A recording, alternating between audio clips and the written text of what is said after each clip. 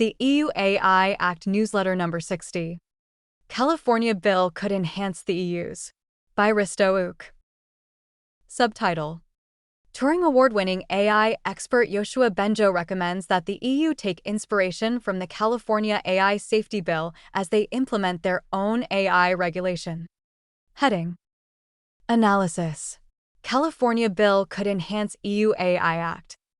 Euractiv's Jacob Wulff Wold reported on the California bill, Senate Bill, SB 1047, which would require the developers of AI models trained with more than $100 million in computing resources to follow and disclose a safety and security plan, SSP, aimed at preventing critical harm. SB 1047 defines critical harm as incidents causing mass casualties or material damages exceeding $500 million.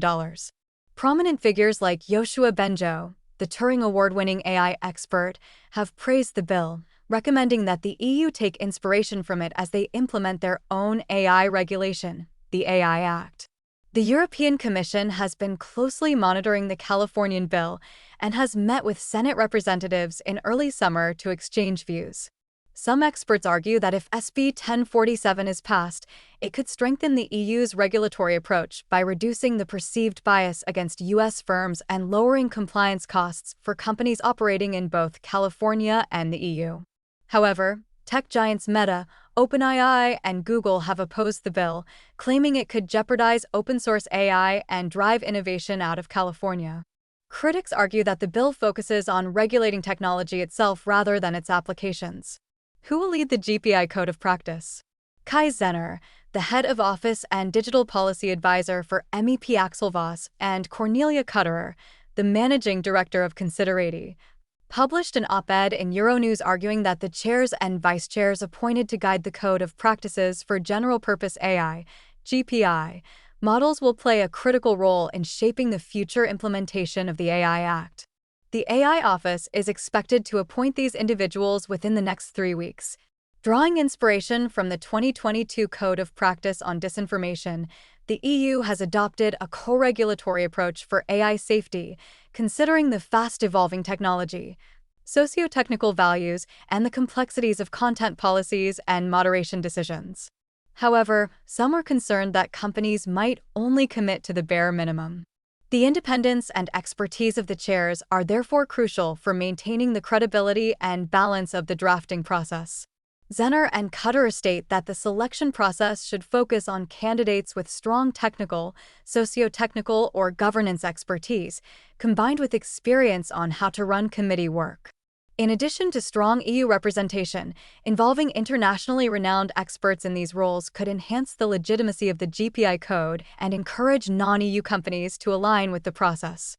Actions for civil society and funders on the enforcement of the AI Act. A report commissioned by the European AI and Society Fund and carried out by the European Centre for Not-for-Profit Law, ECNL, highlights the role civil society can play in shaping the implementation of the Act. The coming months offer opportunities for civil society to influence outcomes in favor of public interest, fundamental rights, and protection for the most vulnerable, including ensuring that bans on the most harmful AI systems are tightly drawn, that systemic risks are addressed for products like ChatGPT, and that exemptions in areas like national security and migration are limited. The report draws lessons from the Digital Services Act, DSA, demonstrating that civil society can effectively shape the implementation of a law and help to hold companies to account. To succeed, civil society organizations, CISOs, need structured coordination mechanisms to engage with relevant institutions, such as the AI Office and the European Data Protection Supervisor. Additionally, CISOs require research capacity, technical expertise, and fundamental rights-based legal analysis for advocacy around prohibitions, risk designations, exemptions, and other issues. General-purpose AI model requirements. Stanford's Center on Research of Foundation Models published an overview of general-purpose AI requirements. At the start, they emphasize that the AI Act is a key policy priority for them and that they will continue to engage with the EU through the AI Office and Scientific Panel.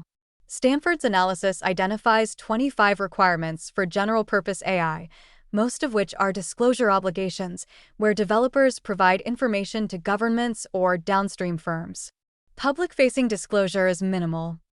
Only one requirement for publicly disclosing a summary of training data could enhance transparency. Substantive requirements mainly apply to models deemed to pose systemic risks, necessitating actions like model evaluation, risk mitigation, incident reporting, and cybersecurity protection. Currently, 8 models, from Google, Meta, OpenAI, and a few other companies, would meet the criteria for systemic risk based on training compute. The Act also offers partial exemptions for open-source models, though not for those models with systemic risks. As other jurisdictions, including the U.S., develop policies for open foundation models, the role of licenses remains a key consideration. How different stakeholders are thinking about compliance.